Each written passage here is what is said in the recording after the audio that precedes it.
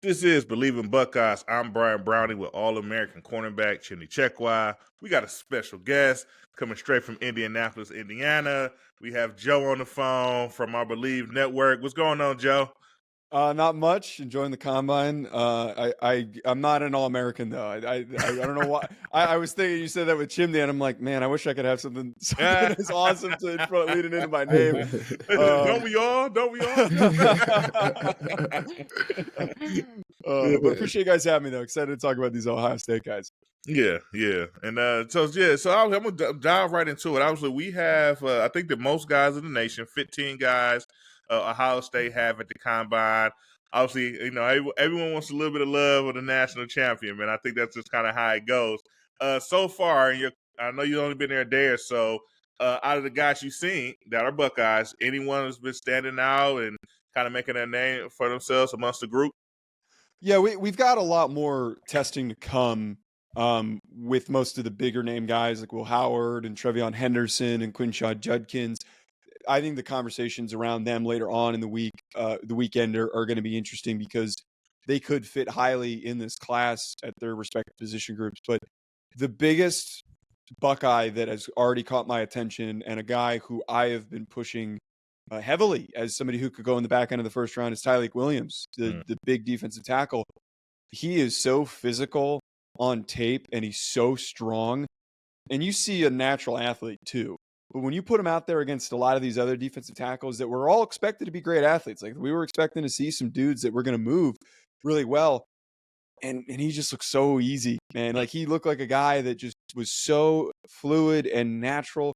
That's what we look for. I almost don't get caught up on the numbers as much as I think some people do, where people are talking about Ty Robinson running a good 40 time. It doesn't do anything for me because it doesn't match the tape. Seeing Tyleek just look so confident and easy as every drill that he went through is why he should be one of the top defensive tackles selected. And again, why I think that he needs more consideration to be a late first rounder. Yeah. Now I just saw this tweet. I mean, literally minutes ago that he listed his measurement as 6'3", 334. That's a big man. And it's crazy how he moves at that size too. That's the craziest part. He's huge. Yeah. 334 is big. that's surprising to me, honestly. Yeah. That's his workout weight. Like that's you prepare for the combine. You get into your optimal size and weight that's gonna make you look the best when you do the drills and everything. 334 is his workout weight, basically. Yeah, that's the nutty part when we talk about somebody as big as him. And sometimes when we have like these, we get really uncomfortably into the minutia of like how guys are weighing in sometimes. And you've got some players that are close to 340 that don't carry it well. It's just naturally how it works when you're that big. But man, like Tyleek is in really good shape. And like, that's the craziest part that needs to be the added context of the conversation for why he's such a good prospect. You could tell that he's powerful. Like you can tell that he kicks ass in the weight room by the way that he moved and why the way he just stands around people. That size is something that is coveted in the NFL and why I think he's going to be a really good early down defender as a run stopper. But he's got a little bit of upside as being a penetration guy on passing down. He's got some pretty good hands. He's got underrated flexibility for that size, which is hard to come by. Being able to move at almost 340 is crazy. Yeah, and if you watch the playoff run, you see it translate on the field. You saw the impact that Tyleik Williams made during that championship run. I think one thing that a lot of all the Buckeye fans are interested in is how Will Howard, the national championship quarterback, stacks up against the rest of the group. And a lot of times we try to predict where a guy's going to go, which is difficult based on team need and how the draft ends up going. But just at least, how do you think Will Howard stacks up against some of those other guys? Where would you kind of rank him at? Yeah, this quarterback class it's weak, and that is really to Will's benefit. After Cam Ward and Shador Sanders, who are like the de facto, for me, like guaranteed, these guys are first rounders. There's no debate. I don't think any of us here are going to sit here and debate that. But when we get outside of that, it's really a bunch of shots. It's, do we go with the guy with really great athletic tools like Jalen Milroe? Do we go with the guy who is really experienced like Jackson Dart? There's not really a consistent, strong option to turn to. There's really no clear QB3, which is why this is the bigger conversation point. I've done so many guest spots where I don't even get asked about the top 2 quarterbacks. I immediately get asked about QB3. And I think in a class like this where teams are looking for, at the very least, a really good backup, or they're looking for a guy that can go on to maybe eventually start. And I think Will Howard has the tools, the ability to fit both of those descriptors. He's played a lot of football. He played on a national championship winning team, and he has been in important, key, difficult situations. He's battled through adversity. Like, this is stuff that the NFL looks for in quarterbacks, is like, how do you work in those situations? How do you bounce back? How do you show up when you make a mistake and play your worst game like you did against Michigan and then go on to having an unreal national championship run? That is a driving force in all of this, where I think some NFL teams don't want to get super caught up in athletic numbers and who looked the best at the combine, who's got the biggest arm. Go with the guy who's got the best track record. But the other side of this, why he does have upside to eventually start outside of the experience that he has and the intelligence on the field that he has, his arm might not be as big, but like his body, he's huge. He's exactly what you're looking for in an NFL quarterback. He's like the old school throwback prototype of 6'4", Yep. 240 pounds, big as hell, hard to take down, and he's mobile. He's not a statue. That is one of the bigger pieces I think is underrated about him. I don't know if he's running a 40 this weekend or not, and I don't know if like he'd have a crazy 40 time, but that doesn't really fully paint the picture of just how capable he is to pick up gains on first down, to create first downs on plays where he's evading pressure, and for him to break sacks. Yeah. Let me throw this at you, Joe, because it's the combine, right? It's the time to start comparing players to other players. I know that's what people love to do. Can Will Howard be Bo Nix? A team fall in love with him, grab him, throw him out there, and you see the success that Bo had after playing a ton of college football. Do you think he has that ability to maybe, fit himself in that type of in that ballpark? I don't know if I'd go as far as to do Bo Nix, because Bo Nix was a first-round pick. I don't think that Will Howard's going to be a first-round pick, sadly.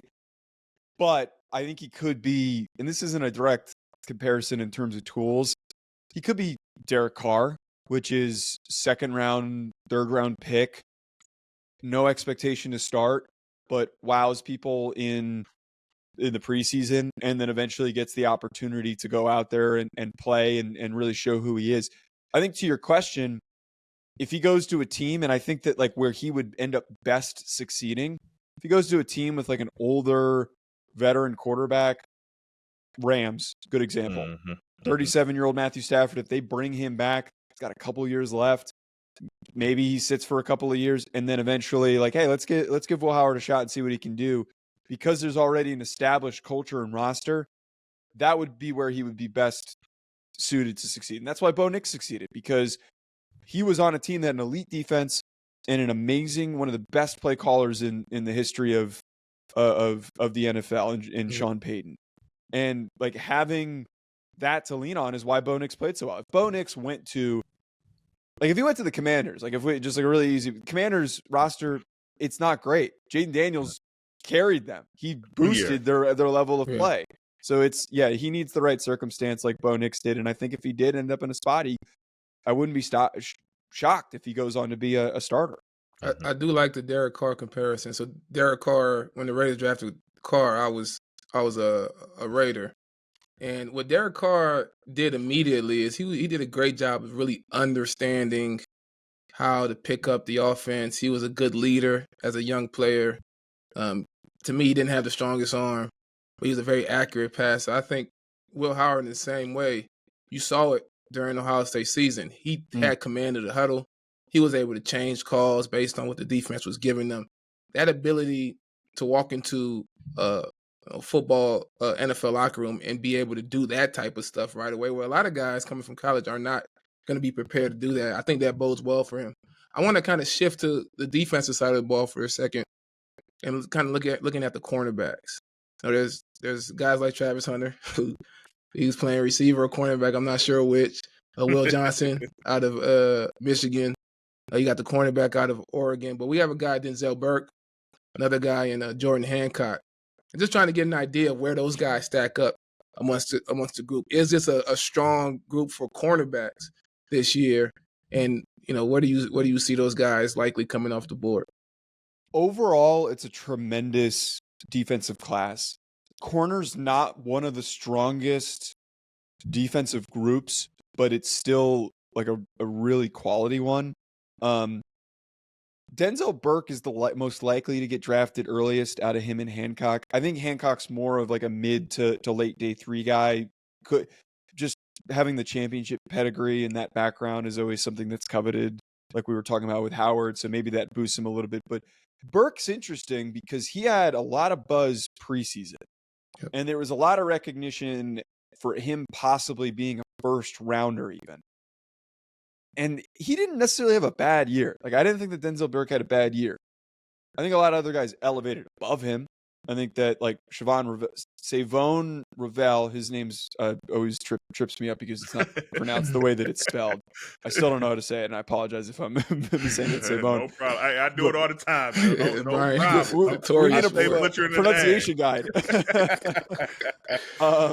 But like, he's somebody who's been a riser, who had a really good start to the season and then ended up getting hurt.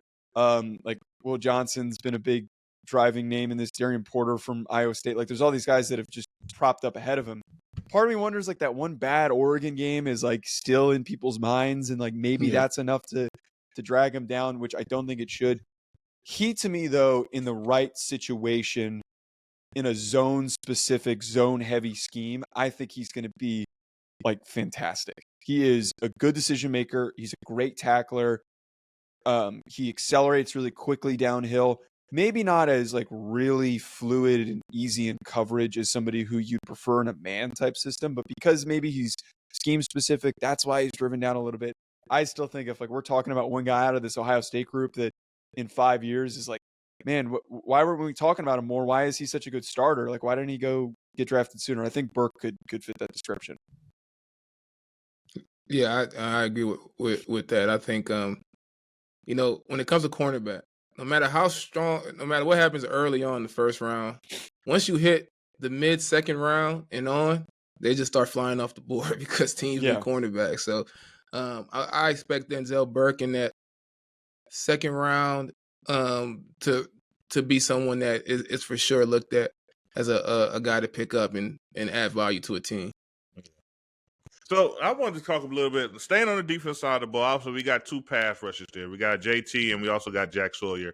Obviously, Jack went on a historic run in the playoffs, right? I mean, made timely big plays, essentially back to back all the way through the national championship run. How do you see Jack kind of stacking up against other pass rushers out there? And we know defensive linemen, they always go like a round early than they probably are projected. Do you think he kind of played himself up into a spot where he could go really quickly off the board, or are we still looking day 2, day 3 guy when you're looking at Sawyer? Yeah, I've gotten asked a lot about Sawyer, and I do a spot on Columbus radio every so often, and I got asked at one point, like, could he go in the first round? And like, that was too rich for me, but him going in the 3rd round, I think, is the more realistic projection, like the earliest he could go. Most likely, probably more of a 4th and 5th round guy. And the reason for this is nothing to do against him, more to do with the fact that this edge class is just, it's loaded with athletic freaks. We saw this on Thursday on the field with the testing drills where James Pierce Jr. and Shamar Stewart had insane numbers, and their testing was so good that Landon Jackson from Arkansas, no one talked about him, and his numbers were almost better than what those guys did. And he's a freakish athlete too. So the problem is for a guy like Sawyer, who's a little bit more of a lunch pail guy, he's like, I'm going to show up and I'm just going to beat your head for every single snap. He's maybe not as twitchy and as fluid, but he's going to be physical against the run. Probably not going to have a lot of sack production in the NFL just because, like, again, he's not going to be able to win super consistently with his athleticism. He's kind of has to rely on his power and his hands. It's just for me not like all the way there to believe that he has the upside to eventually become an every down consistent starter on the edge and then eventually becoming a productive pass rusher. But him going in the 3rd or 4th round, I think is totally doable because he's another player that like fits the prototype that you're looking for. Championship caliber team, high impact on a championship caliber team, high effort, high motor. He will end up getting a really good opportunity to contribute on good teams. I just think because of this class, it's going to end up knocking his stock a little bit. Yeah, he strikes me as a guy who ends up, kind of where you outline, but is a productive starter in the NFL for a long time. One of those guys that you get the full value of the pick right at the next level. And so talking about Sawyer, what's your feelings on JT in comparison to Sawyer? I really like JT Tuimoloau, and I wasn't like originally the biggest fan of him 2 years ago, the first time I watched him, because like he wasn't fully all the way there yet. Him going back to school was one of the best things that he could have done, because he went from being just like this really big, physical, dominant athlete into a guy that showed pretty good nuance in his hands and how he was disengaging from blockers. To me, he's one of the best run defending edge defenders in the class. I think that compared to Sawyer, like I would draft him day 3 or in the 3rd round. I would like 100% take him in the 3rd round. He is somebody I can rely on and know at the very, very least is going to be a great early down run defender. And then if I want to bring in my situational pass rusher, if I want to take him off the field for a different sub package, I might do that. But his effort that he gives on every single play against the run is why I'm really high on him and why I really like him. He's still low technically on my edge rankings because, again, there's so many edge guys that we can talk about. But his play style is conducive to what the NFL is going to be seeking from a contributing day 2 pick. Gotcha. Now I want to ask you about, and this is a general question because I don't know, you may have been studying him, maybe not, but our defensive leader is also at the combine, and that being Cody Simon. We know, I guess, of recent year, inside linebackers, they just don't get that pull and pick as soon as has it been, let's say historically over the last handful of years. You got to be a guy on the edge if you want to go, be a linebacker that kind of go really early in the draft. I guess, what's your thoughts on inside linebackers in the class in general? How strong are they? And what do you kind of see inside linebackers start kind of coming off the board here where a guy like Cody Simon can kind of get his name called?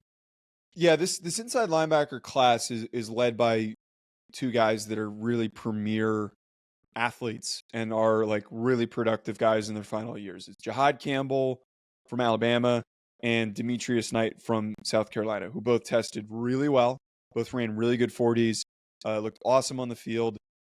They're going to be the guys that are the most sought after. After those 2 guys come off the board, the linebacker class, it really starts to thin out.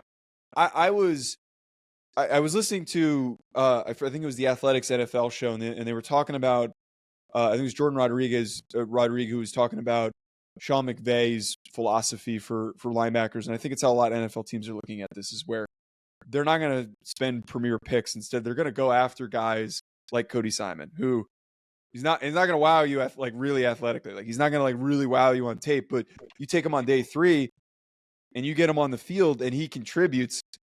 You don't have to break the bank to pay him, or you let him move on and go somewhere else. That is how a lot of teams are moving forward. And you mentioned this when we were leading into the question of like, inside linebackers don't get the same pub, it feels like, as they once did. It's just like with running backs. They don't get the same love, where like back in the 80s and 90s, it was like, man, we need a big ass linebacker that's just going to smoke people. That's not really what we look for anymore. But I think that the investment is now where there's going to be a lot of guys on day 3 and a lot of random guys. I feel like is the trend that we go towards these days, that end up being some of the best players. It's not always the first, second round prospects that are the crazy athletes that end up contributing and sticking on rosters for as long as they do. It sometimes just ends up being, hey, do you work around all of the crazy athletes that we have on the D line and at corner? Right. Do you just navigate the craziness well enough to contribute? And I think Simon could end up being one of those players potentially if he's a mid to late day 3 prospect. Yeah, let's look at the other position that is been kind of in low demand, the running back position. Ohio State has produced 2 of them this year who are you would say are at the top of the class, right? I want to start with TreVeyon Henderson. I saw a video of his screen touchdown versus Texas, and I was like, imagine if Andy Reid gets this guy in the first round. So I want to for TreVeyon and Judkins, but I want to really start with TreVeyon. Where do you see he lands? We just talked about how the running backs just aren't as valued, but he has the ability to do a lot of things. I think he showed his improved blocking ability, improved vision, and he's such an explosive player. Where do you think he might end up? Another guy that, like, again, I don't know if they're going to test or not, but like if he runs, I think he's going to run a really good 40 time, and it's going to be a driving force for his draft stock. He is like the perfect player for a team that's looking for a splashy home run threat to pair with a guy that maybe is more of a downhill thumper. He's like the perfect secondary punch for an already established running back room. Now, a guy like Henderson might end up sliding a little bit just because there's so many running backs, and I think a lot of times we see, especially at a position like running back, that if there's a volume of really good players, that the NFL and the draft might go, let's wait around, let's like just wait a little bit, and then that's where the kind of the push ends up happening. I really selfishly kind of want to see, and I'm not maybe not selfishly, but like what I think would be the most exciting is if he ended up with the Raiders. If Chip Kelly ends up just taking him in the third round and is like, look what I just did with this dude. Look at the big plays I just created with this guy. I'm sending him the screen that you're talking about. Like one of my favorite plays of the college football season was that screen that he took to the house against Texas. That to me, I'm going to keep pushing that narrative. I have put him in multiple mock drafts going to the Raiders. I'm going to be a little pissed if he doesn't end up with the Raiders because we're going to be deprived. My whole point here is we need an OC that is creative and wants to get him the ball and go let him cook. Go let him do things. Go let him just gash teams. If I see him on some team that's like, we're going to run two tight ends and you're going to run behind them, I'm going to be so disappointed because sure, he could succeed in that way, but that's not the most entertaining way to use him. The most entertaining way is like get this man the ball, give him as much space as possible, misdirect the entire defense, and he is going to kill you. Now, I'm a TreVeyon Henderson fan. I think that he fits into the top 5 of the running back class very, very nicely for a very specific play style that he has. I think you make a good point in that his value increases based on the creativity of the offensive coordinator or the head coach, right? Because if you look across the league, guys like Andy Reid, they value a certain type of player higher, right? A speedy receiver. That guy might go first round, early second, just because they really value that type of receiver, and that's the one need that they have. They have it mostly everything else. They just need this one thing, and if they don't pick him now, they may not get him. So I agree. I agree in that sense. Quinshon Judkins, another guy who's very productive in college, another national championship running back. How you see him stack up?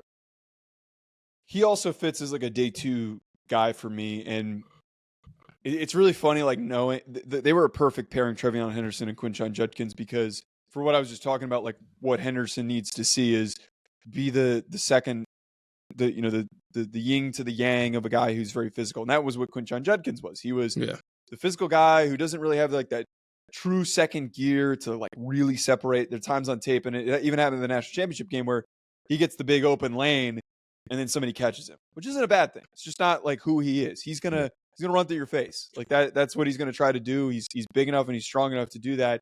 I think that like for a team that's looking for that short area, hard nosed runner in the third round to contribute, I don't think like I really see Quinshon Judkins eventually being 1,000-yard, 1,200-yard running back consistently in the NFL. I think he could find success. I see him as somebody who I'd love to pair, again, with another running back that's shiftier and speedier and just give him the opportunity to be physical and to be hard-nosed. I mean, like, we were talking about Andy Reid a second ago, and, like, the way that they've used Isaiah Pacheco, and Isaiah Pacheco's been really banged up, I keep thinking of if Quinshon Judkins took over that role for Pacheco and was that early down, like hard-nosed physical runner, that might work well in that offense. And that was a big thing that it felt like killed the Chiefs in the Super Bowl, is that they didn't have the consistency to be found with those early rushing plays, and that was why the game got away from him. So like there are a lot of teams that he would be a nice fit for because he does provide a lot of physicality and the ability to fight for yards. Yeah. Now I want to ask you about our top receiver here that's in this draft, Emeka Egbuka. Can he be the number one receiver off the board? Or I know we got some other guys out there. It's debatable, but can he be number one? I want to see his. If we say Travis Hunter is a cornerback, can he be yes the number one receiver? He's a corner. I completely agree with that. So like, let's put that on the table. But I keep getting asked like both sides of that. By the way, with Travis Hunter, whenever I get asked like who your top corner is, or your top receiver, I immediately go, and you did exactly what I'm doing here. Travis Hunter's not. He's neither. He's a different category. This is a baller. He's an athlete. That's it. Right, it's like let's just call him what he is. He's not a part of the conversation. He's a different. He's his own little area. Emeka Egbuka, though, there is a possibility, I think, for him to be receiver one off the board, because this receiver class, despite there being a lot of push for Tetairoa McMillan of Arizona to maybe be, people are kind of making him out to be an next Drake London, that he could be a really premier, dominant receiver in the NFL and be a team's number one option. I don't see him like that. I see all four of the top guys in consideration for wide receiver one, Matthew Golden, Luther Burden, Tetairoa McMillan, and Emeka Egbuka, being specific play styles for teams that are looking for their second option to play with the guy that they already have established as the elite premier go-to guy. And I think Egbuka, if we end up getting to the middle to the back end of the first round and nobody's off the board, somebody who's looking for a really consistent, savvy route running slot receiver, that's where Emeka Egbuka comes into play. And I think that like the Steelers are a really good example. That's like the first team that I think of. If there's no receivers off the board, I don't think the Steelers are. They don't need Tetairoa McMillan. They've got George Pickens. George Pickens is he's a catch point guy. Why am I drafting another catch point guy? I'm trying to draft somebody in the slot. I'm trying to draft somebody that's going to create over the middle and be a consistent, reliable option for them. So the specific options for how teams are trying to build out their receiver rooms, I think, is going to help Emeka Egbuka's case. My biggest point with the receiver class, though, is I do not think that Tetairoa McMillan is going to go as high as some people keep saying that he will, and he's more so going to be a mid to late first rounder, which helps Egbuka's case. Yeah, I mean, what Emeka Egbuka did in college, one, he broke the record most receptions in Ohio State football history, but also the way he would come in and block, him being a leader on the field. I think he's a guy who early on will be able to make that transition and be a productive player. So I'm hoping that he goes to a team that's ready to use him in that way. So shout out to Emeka Egbuka. Yeah, anybody else, B? Did we miss? We got some old linemen, man. We got Josh Simmons. We got Donovan Jackson. We don't have to dive too much into them because I know first Simmons is hurt, right? He probably won't be doing much. Donovan Jackson, I mean, we're old linemen. I think the film speaks the most for offensive linemen compared to drills, right, at a combine. And it's about how they actually play. I think they both play well. Joe, you could give my, I guess, your thoughts. Are they first round, second round type guys? I mean, I think to me it'd be a surprise if Donovan got to the third. But I mean, what's your thoughts on those two and how they would land? Well, one, your point about like them not. And Seth, I'm sorry, I forgot about Seth McLaughlin. Yeah. Seth McLaughlin and Josh Simmons not testing because they're hurt. Both of those dudes would have been unreal in the on-field drills. Like they're both great feet. Yeah, that's the thing I love about watching linemen. Like I mean, like watch those dudes go back and forth. My roommate's is an offensive lineman, so like me and him geek out over this stuff all the time, just like watching dudes' feet and the way that they move. It's sad that we won't get to see that though. But Simmons, for me, if he didn't get hurt, he'd be the first tackle off the board. At the very least, he's probably going to be the second tackle off the board. Maybe close in pairing with where Kelvin Banks of Texas ends up going. He has just improved gradually year over year. And I was so impressed how he played at the beginning of the season before he went down with the injury against Oregon, because you saw a guy that was a really good athlete that like really refined and was starting to refine his technique. And that was why he could have eventually maybe been a top 10 or 5 pick if we got more tape on him, but we just don't have that context. And then Seth McLaughlin, I love the fact that he had as good of a start to the season as he did. He's my number one center prospect. You see just the really strong decision making and the poise that you look for in a center prospect. And then also, again, those feet, the way that he works to the second level, all of that stuff is exactly like the prototype second round pick center prospect that I'm picking. Maybe he ends up going a little bit later, third, fourth round because of the injury, like the Achilles stuff. It's hard. Like Achilles for an offensive lineman, that's a tough recovery because of the force that you need to generate with your lower body. It's a hard injury to come back from. And then I'm a big Donovan Jackson fan. So people ask if he could be playing tackle. I'm not there because he's so good in a phone booth. Yeah. Like he's so good at just running dudes over and using his power and using his lower body strength. I don't know. He's got the arm length. Like he's big enough to play tackle, but I don't love just immediately jumping to the conclusion of like, oh, he was asked to play tackle this year. Like, let's put him out at left tackle or right tackle to be a decent prospect. I'd rather watch him excel in those short areas instead of giving him all this space where he'll be fine. He'd probably be a decent starter instead of being, I think, eventually an elite guard in the NFL. He's a surefire second rounder for me in this guard class. Yeah. Now, this is I don't know, Tim, we got more, but I got one question I wanted to kind of get into, and this is a big one. So the record for the number of draft picks from a single school in the year is 15 by Georgia. Before that was tied with Ohio State and somebody, maybe Alabama with 14, but Georgia has the record. Can we get 15? Can we get Josh Fryer, our right tackle? Can we get him drafted?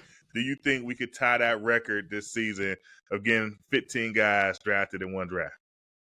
Fryer's case is helped by the fact that like this tackle class on day like 4th, 5th, 6th round, it immediately is like, oh man, who the hell is still on the board? Like there's no options. I actually like Fryer's tape in the preseason. Mm-hmm. It's just not as flexible of an athlete as some of these other guys that we're talking about, but he had a quality season for what they needed from him and the injuries that they suffered. I think that 15 is certainly playable because think about all the guys that we just talked about, and most of them are going to be top 150 picks. Yeah. So if all of them end up being top 150 picks that we just discussed today, they just need one more ball bounce to go their way, and it's Fryer might be that swinger. Yeah, I think one thing I said about Fryer is that if you just watch his tape, how much he improved from last season to this season. I mean, I think, like you say, obviously he has the size, and obviously he has some limitations with the ability when you talk about how athletic he is. But he has the size. He's willing to work hard and improve. I think that's going to come off well for him.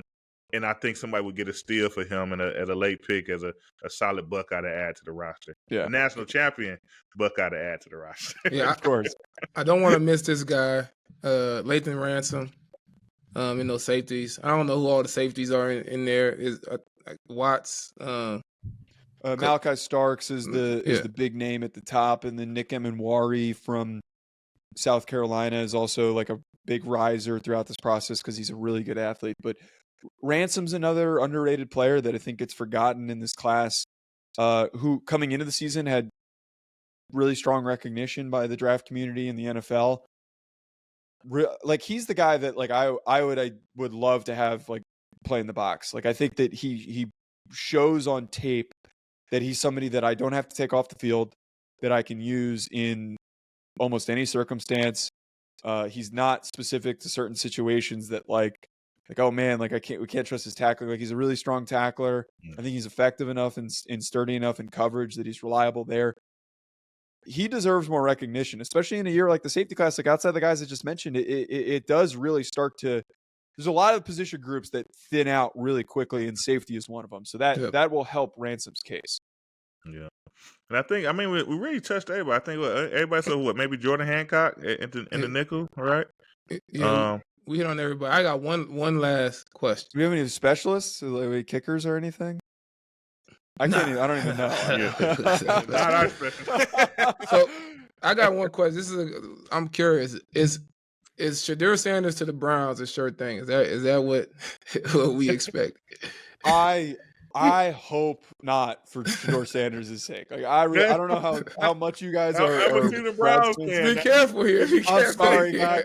I'm sorry, guys. I'm a Shador Sanders fan. So I don't want to watch him go through that shit. Look, No disrespect to the Browns. And like, I think that the Browns eventually are going to get it figured out. But Shador Sanders, we talked about Bo Nix earlier. Shador Sanders reminds me of like a lot of what Bo Nix needed to succeed early. He goes to a team that has a really good culture and structure that was ready for a guy to step up and play. I want Shador Sanders to step into that. I want him to step into a situation where they've already been building their offensive line. They've already been accumulating receivers and whatnot. Like, let him go and shine, because he's not as his arm's not as big as Cam Ward's. He's also not like a crazy athlete that he's gonna gash you with his legs. And he's also sometimes on film, he gets caught and bear down on from by pass rushers. Like his escapability, his pocket awareness is good, but because he's not like a premier athlete, he's not going to be able to like completely get away from pressure. So I want to put him in a spot that sets him up to succeed. And the Browns, just like the Cleveland Browns, I'm telling you. my problem is like 2 years ago, if he got picked, like it would have been perfect because the O-line was getting better, like the receiver room was getting better, but you guys went with Deshaun Watson and you're tied up to all this damn money to the guy. And that's the problem, is that it's 4 years from now, I believe. He's got 4 more years of his contract that you're going to be paying, that you're not going to have the resources to like really build something around him. I think that the Browns need to just be patient and wait. And I know that it's a hard ask for Browns fans to keep being patient. But throwing Shador in there, I would be a little disappointed because it's just not the best spot for him. Yeah, so he's probably going to end up at the Browns. Yeah, I right. You, I mean, let's be real though. Like Deion Sanders has been clear about like, hey, we're gonna decide where he goes and stuff. Like, do you think he would want? Like, no knock on the Browns. They've been softening up that talk. They've been softening up that talk here. That's true. He had a Brown hat on his book bag. I mean, he was talking about changing the culture up there. I mean, once you start getting close to where that money's gonna hit the bank account, you start feeling a little bit different. You know, that's a good point. No, but Joe, we really appreciate the time. I know you got to run. I know you got a very hectic, long, tiresome weekend ahead of you. Once you get home, you'll get some rest. I guarantee you that. But we really appreciate the time coming in, dropping us some nuggets on our guys here. You enjoy it. I know you love it. So you enjoy it, and we'll speak with you soon. Of course. Thanks, guys. It was a blast catching up with you. This was great. Oh, yeah, no problem. Chim, always, OH. Yo, come on, Joe. Hey, participate. Come on, Joe. I'm a Notre Dame guy, man. I might get crucified if I'm on tape doing that.